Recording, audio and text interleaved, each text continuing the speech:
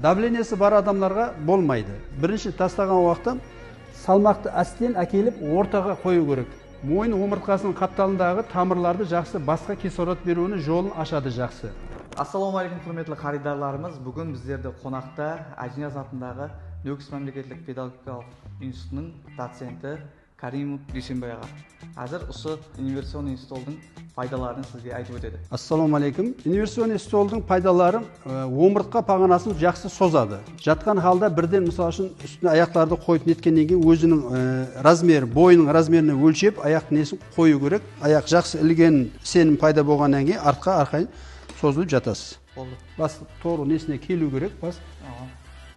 Қолды ұстап тұрамыз. Бірінші тастаған уақытта салмақты астен әкеліп ортаға қою керек. Что бірден бас төмен қарай кетіп қалмау керек. Бас төмен қарай кетіп қалса, бетке басқа қарай төмен күш көбірек түсіп кетеді. Қан айланыс көбірек сояққа қарай кетіп қалады. Соның үшін осы халда ұстап тұрып, көлікпе пайда қылу керек. Бірінші столға көлікпе пайда қылу керек. Көлікпе пайда қылу үшін жатқаннан кейін азырақ шайқап тұрсаңыздан болады.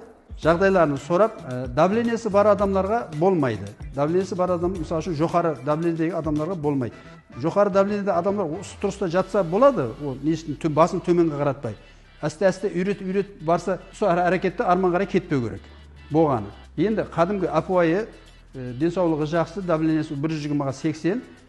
Адамдар сесе, осы положениеде тұрып, төмерекке әстен жіберген уақытта өзіне сорау керек. Бетке барды ма, бет-беттер қызарды ма, мысалы үшін қан айланыс бет-бетке барды ма.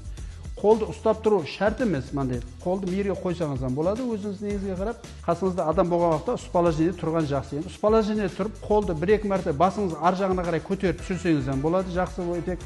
Бұл жоғары беттегі мойын омыртқасының қапталындағы тамырларды жақсы басқа кислород беруінің жолын ашады жақсы. Өзің сезу жағдайларың жақсы ма? Жақсы. Әстен енді содан бір қайтарып аламыз да, азырақ уақыт тұрып, қайтадан және төменге қарай жібереміз. Енді қандай болды жағдайың? Өзінің темірлері бар, сол темірге апарып тақап қойсаңыздан болады. Енді сояғын ұстап тұрып, мысалы үшін қолды көтеріп түсірсеңізден, ол басқаша адамның есіне жақсы тәсір етеді. Bu yerде